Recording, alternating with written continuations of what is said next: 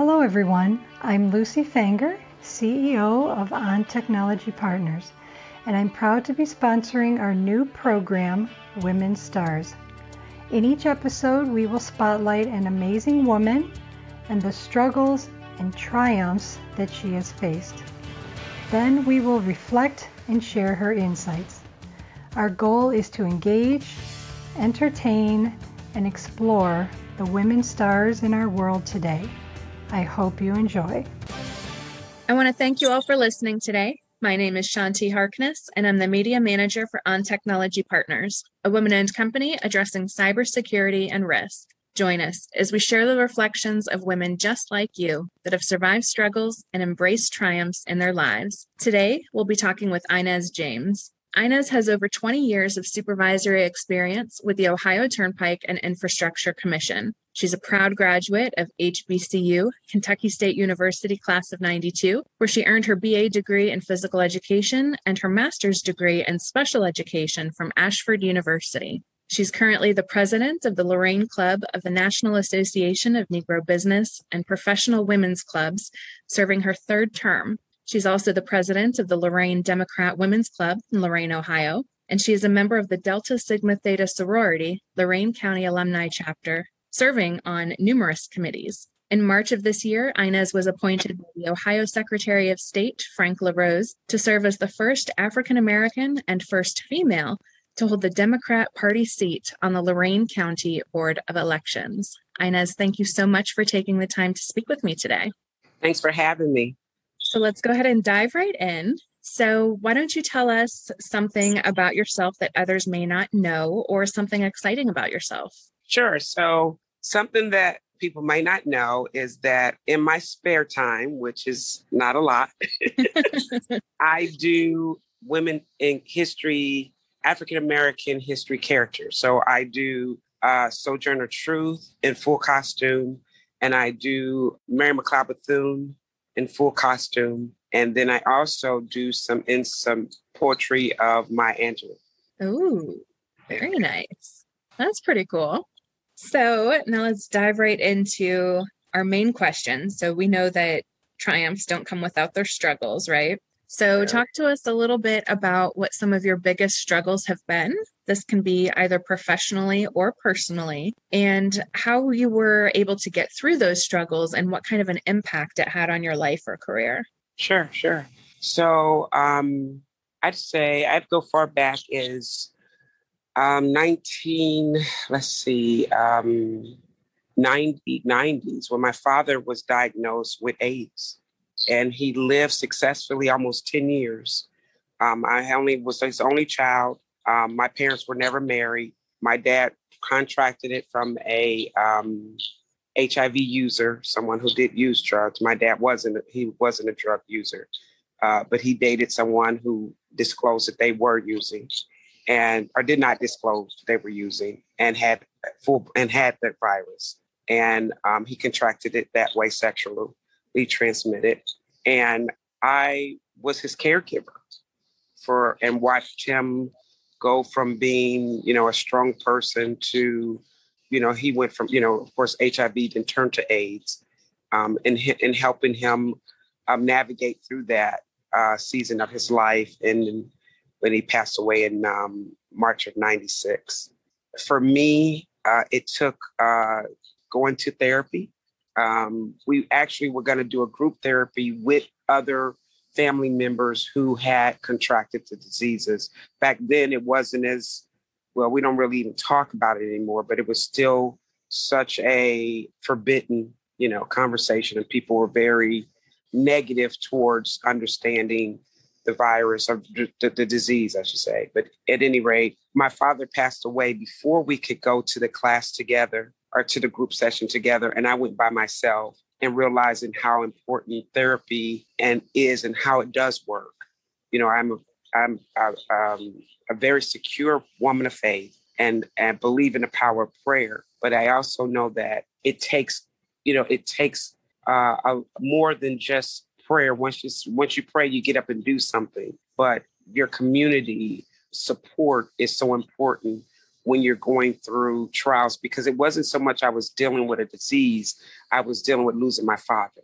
And so being able to go through the process of trauma, dealing with grief and knowing that he's, no longer with me as a young person was something that I look back to this day. And my dad always used to say, if it don't kill you, it make you stronger, So becoming a stronger person and being able to listen and help other people when they're dealing with grief, because of how I was able to work out walk through my journey with support.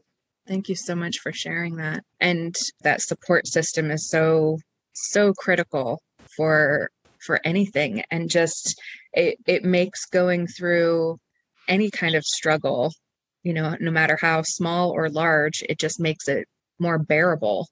Yeah. And, knowing that you have that support and that you're not alone, just it gives you that strength. Sure. to continue to push on. Sure. So thank you for sharing that. And did you have any, aside from what you have already shared, did you have any other tips or methods or anything that you used to help you get through challenging times, whether it was, during this time that you just shared or any other time? Sure. I think what's so important, and it is so funny that we're talking about this, because I was having a conversation on Saturday. I had met a young lady. We were at an event, and I was there manning a booth for Harrison Culture Community Center here in Lorain. And she was there from the health department. And we just got into a conversation, and we started talking about basically, answering these questions, in this line of conversation of going through, how did you get through your journey? How did you get to where you are? And one thing that I shared with her, I said, I had to think about maybe 2010, 2012, when I was going through a divorce. And so I said, I looked at it as, people look at divorce as I should say, everybody has their own opinion on what divorces look like, but it is a death that person is still here, but they're no longer with you. So you've lost, and it's a different type of trauma, different type of grief, because that person is still here. And so you're grieving the loss of that relationship and dealing with the pain of it and the anger, or however those feelings that you work out in that. How did I get to where I am to some degree on the other side of it? I joined the organization and the president I'm in today, Lorain Negro Business and Professional Women. And those women, that community of women, the support I got, the affirmation, putting me to work. That's where I actually did my first poetry was Still I Rise. And one of the ladies in the group, older, seasoned member, Dottie Washington, she gave me Maya Angelou book of poetry. And we do a women's history tea every year. And it always has a theme. And the theme that year was Still I Rise. And I was the one to recite her poetry, her poem of Still I Rise. And when I read it, from the paper, I thought, man, these words are jumping off these pages. I can't just read this. I have to stand before the audience and, project this, because it's still I rise. You may write me down in history with your bitter, twisted lies. You may, when I stood there, I was like, this is life, and those moments, those women getting involved in my community, my church activities. That's the way I worked out my, my trauma, my issues. Was I got involved, I got connected. I, went out and got busy working within the community. And now, from the time just being a member, now I'm the president of the organization and many other ones, and involved in other community service clubs and organizations. That's the way I dealt with, or how I was able to get stronger and overcome many of the traumas and letdowns and, rejections in my life was to get involved and get, connected with support people that were doing positive things or doing things to help others. Thank you so much for sharing that. And I love how you said, that those service positions really, really helped you. And I believe it was Gandhi that said the best way to find yourself is to lose yourself in service to others. Yes. And that's something I know from my experience has really proven very true. And that's one of the things that I do is I volunteer quite a lot. And it brings me such joy and helps me to feel connected and makes me feel like, hey, I'm doing something worthwhile and I'm helping somebody else. And I don't have any expectation of anything in return. I'm just doing it for the betterment of others. And when I do that, like I get so much more out of it than what I give. It's remarkable. Yes. I tell people often because I do get to ask the questions, well, how did you get in? Because I had a pastor, Dr. Gregory Ballard, say all the time, he's in Texas now, but he used to be here in Lorraine County, used to be a pastor here. And he said, anytime you're dealing with people, you got problems, so you're going to always, there's no way of getting away from conflict or, there's, anywhere you have people, you're going to have some problems. But I always tell people, if you're there for the mission, if you can stick to the mission of whatever that organization or club or whatever the purpose is, if you can stick to that purpose and ground yourself in that, then you can always kind of walk over some of those things because you know why you're there. You know why why you're why you're serving in that particular area. And then I was in Negro Business and Professional Women. We have conferences every year or every other year now, but at one of the conference, there was a quote, and there was an anonymous writer, and it said, after the word love, service is the most beautiful word in the world. And I have, championed that quote and used it in so many different areas because it's so true. When you serve others, besides it just coming back to you in so many different ways, with the purest of heart and doing it for the reasons of, again, the mission. I mean, you get so much, I get so much joy, and peace in doing that. It's a remarkable experience. It really is. Yeah. And hopefully this interview helps other people realize that as well. And, hopefully they go out and start joining an organization whose mission, aligns with their own and is able to serve and have that experience for themselves, because it really is remarkable. Yes. I'm not even sure what else to say about it. Remarkable is a good word. Remarkable is a great word. Yeah. Yeah. It has truly gotten me through so many, like I said, my mom passed away in 2008. And again, just moving, forward and serving. And, my best friend is from Indianapolis, and we went to college together. So we've been friends for over 30 years. Now I'm telling my age. But she said, when I was going through my divorce, she was, journeying it with me. And she kept just saying, go through the process. It's a process. Keep moving through the process. Just keep going through the process. And all of this is a process. If you continue to move forward, if you continue to pray, put God first. I am a praying woman. I pray daily. I'm in a prayer group. We pray daily. It's that process of moving forward and being transparent with yourself first, honest about how you feel, honest about what you're thinking. If you're angry, you're angry. If you're upset, if you cry, you cry. But these things we can no longer, we need to take that stigma off of, how we need to move forward. People medicate themselves to suppress those feelings, but those feelings still got to come out. Yeah. They still have to go somewhere. And so, sometimes we have to, sometimes it's, they say hurt people hurt other people.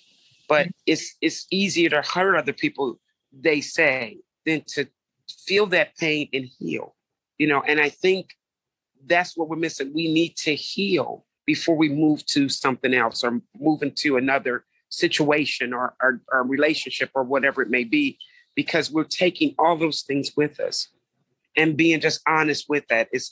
We have to learn how to not hurt, but to heal first, because as we heal, we can take that healing and then help somebody else. Oh, such wonderful words of wisdom there. So Inez, let's take a moment now and focus on your biggest triumph. Can you share what that triumph was and what made it so great for you? Wow. I think, the power to forgive. When I went through, like I said, my divorce was it seemed like it was very long. It was a fight. We fought for a long time. I mean, houses, money. I mean, it was a fight. And to get to that other side of that and be able to be cordial, to knowing that you had it in you to do that. It's like sometimes, my mom always said, never say what you won't do. Well, I said a lot of things that I would never do, and I've had to do it.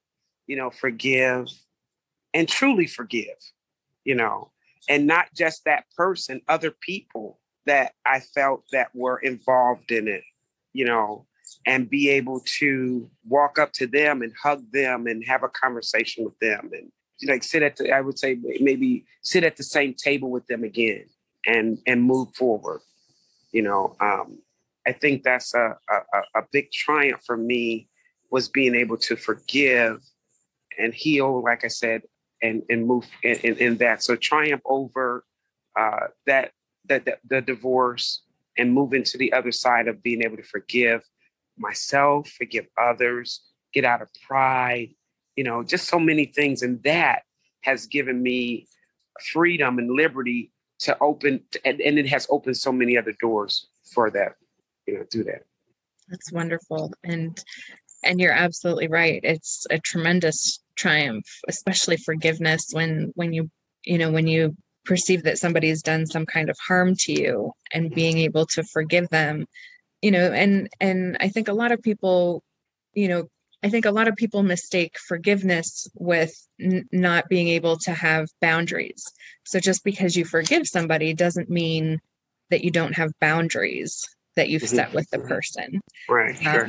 But you're no longer taking on that burden of, whatever that situation or circumstance was. And you're finally able to let it go. Sure. And, I know, there's been a number of things that have happened to me that have burdened me for many, many years.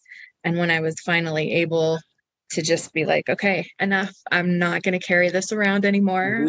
It's not serving any purpose. It's not making me happier. It's not improving my life in any way. Why do I keep carrying it around? Just let it go. And, really, and forgiveness isn't really about the other person.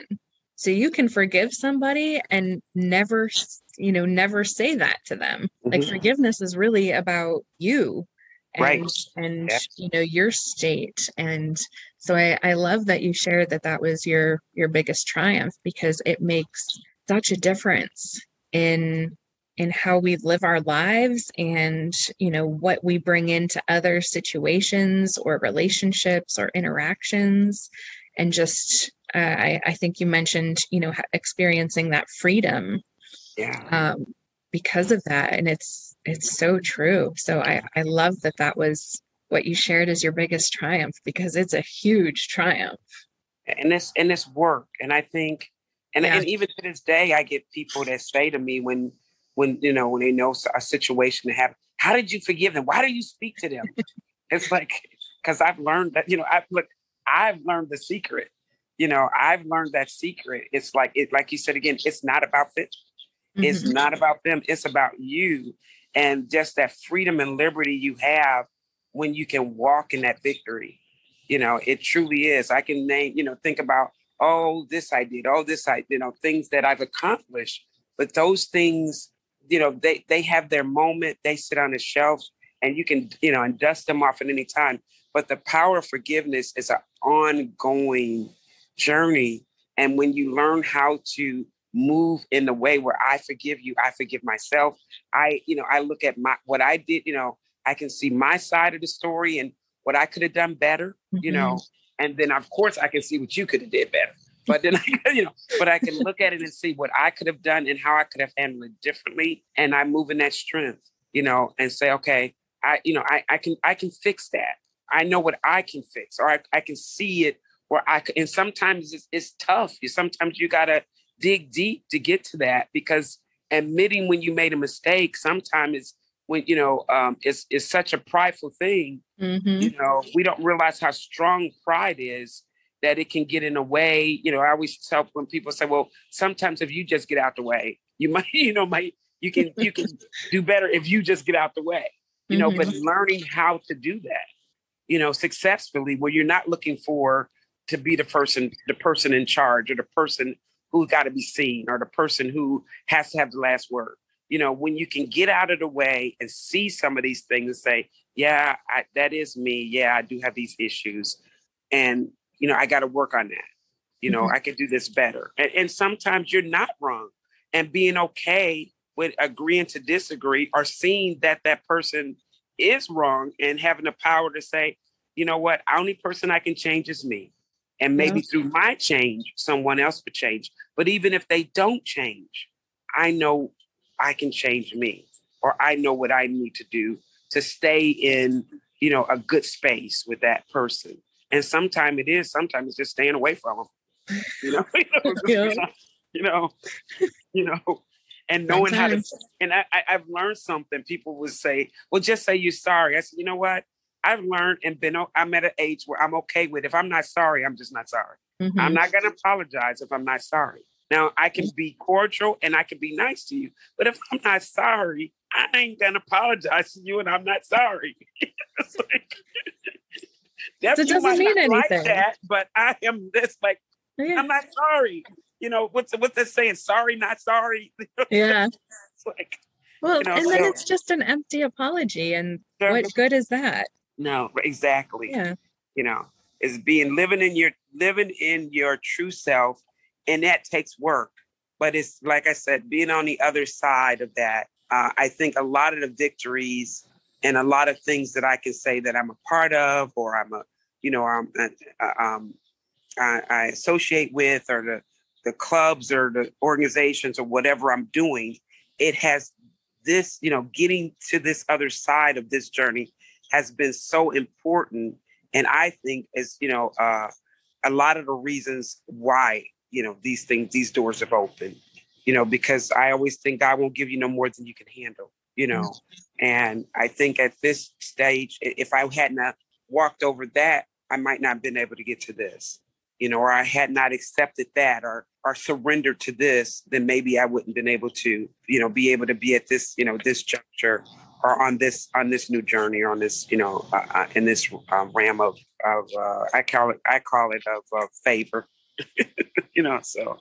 Thank you so much for sharing that. So, and as you know, as women, we juggle a multitude of different things. There's career, family, household responsibilities. Sometimes there's illnesses or caregiving. So how do you maintain a work-life balance? And what do you think that employers could do to be more supportive of that balance? Woo! A loaded question. Yes, that's loaded. I've been on my job going on this October, be 25 years. I've been on the turnpike. I've been a supervisor, an assistant supervisor for at least almost 10 to 15, maybe 10 years of that, or better, 10 to 12 years of that. And I've been a head supervisor a good 8 or 9 years. So I was really only a toll collector on the turnpike for maybe almost 2 years, a little bit over 2 years. So I've been in management for a very long time. I think one thing we need to do is have a relationship, our faith, eating healthy, exercise is so stress relieving. Matter of fact, I've been trying to think, okay, I didn't go to gym at 8 this morning. I'm trying to figure out what hour today that I'm going to get at least 30 minutes in. I am a stress eater. So I do have to, realize where, if I can get, those things under control or keep that, I need to, balance those things, What do I think employers can do? I think education is, keep education, see their employees, if that makes sense, acknowledge them and appreciate them because, we were during the pandemic, the turnpike, the toll, we were considered essential workers. So the other departments, like Berea, and I don't know if that, where I would say where the commission headquarters, they were all working from home, but us collectors, we're out here collecting tolls, mask on, gloved up, shields, our workers were still out here on the front line. And matter of fact, like the Zoom I have coming up, we had a meeting they've had a Zoom meeting with other departments. And they said, oh, we want to do an appreciation for employee appreciation. And so they were saying, well, with COVID, we're going to try to have something, in the administration building, blah, blah, blah, blah. And I said, well, what about the people who had never stopped working? What about the toll collectors who have been out here and they're not working from home? They're not on Zoom calls. They are here, in real time, reaching their hands out of a window, collecting money from the public while there is a pandemic. And it was almost like a pin drop. It's like we never thought about that. And I brought it up to say, well, since that was, and I'm not saying maybe I wasn't the only one who made it, but at the time I made the comment about it. Since then, they've had appreciate lunches for us. We've gotten like lanyards with the Turnpike name on it.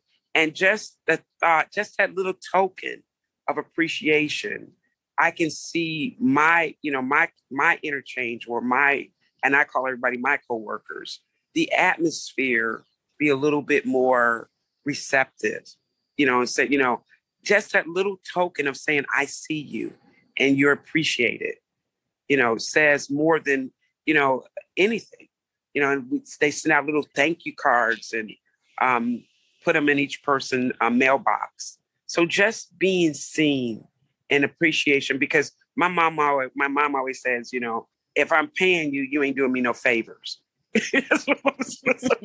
That's my mom, and God bless her soul. But I got a lot of mom sayings. So, but that was, she was saying that if I'm paying you, not doing me favors, but still just to say thank you and I see you would be more than I'm not gonna say more than enough. Would be the least an employer can do. Not just pay them, I just give them a little bonus in their check, which we are with money is always good, but that's that personal touch of some token of appreciation.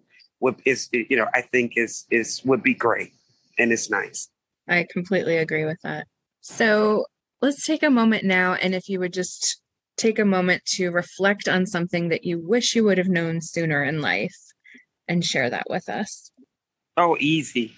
I wish I would have known to drink water.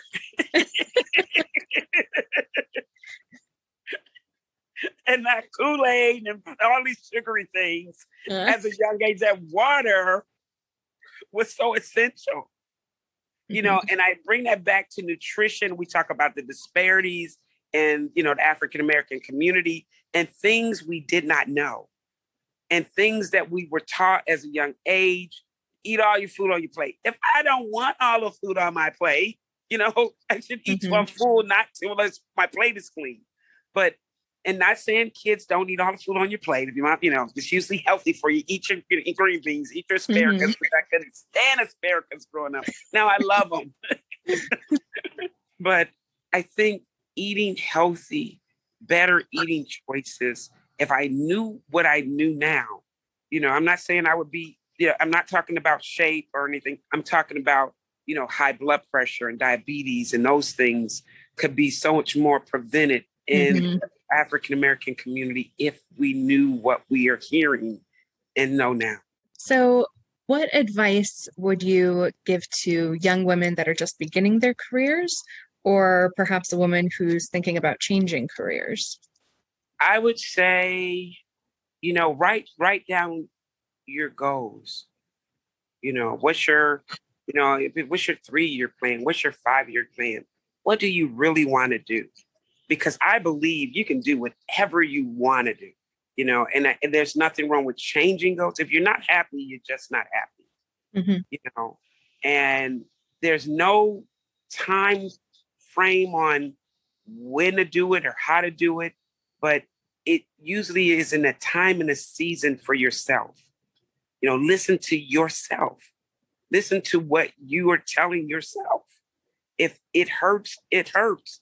If you didn't like the way it felt, you didn't like it, and hear what you're saying and look at how do I change this? How do I make it better? Do I have to lead a situation? Do I need to vocalize and communicate what I'm feeling? But I think I would tell that young person is to, write down what you want to do. Know that there's nothing you cannot accomplish, and listen to yourself. And the number one thing my mom always says, get an education because they can't take that away from you. Very true. And all of your getting, they say get an understanding, and I say get knowledge and education. Excellent advice. Thank you so much for sharing that. So Inez, if somebody wanted to get in contact with you, how would they get in touch with you? Oh, I am the Facebook queen. You can go to my Facebook page, Inez James, or you can reach, I would say that's the best way. I'm always on social media. I share a lot, and I share a lot of positive things. If people send me stuff, especially if it's positive, I am always putting it out there. I got thousands, not hundreds, thousands of pictures. And when I go to events, everybody know me as the selfie queen. So I'm always taking pictures. People say I'm everywhere.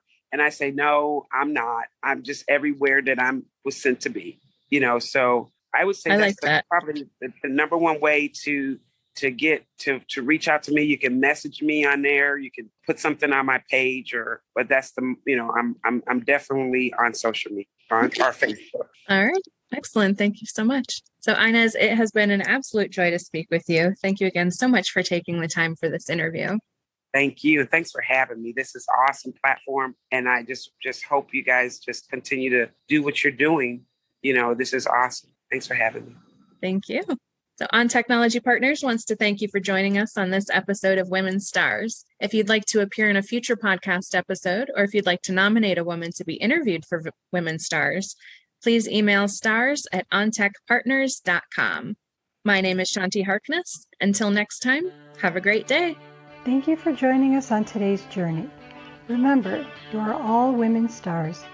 If you wish to learn more about our Women STaRs program or want to be a guest on our show, contact us at stars@ontechpartners.com.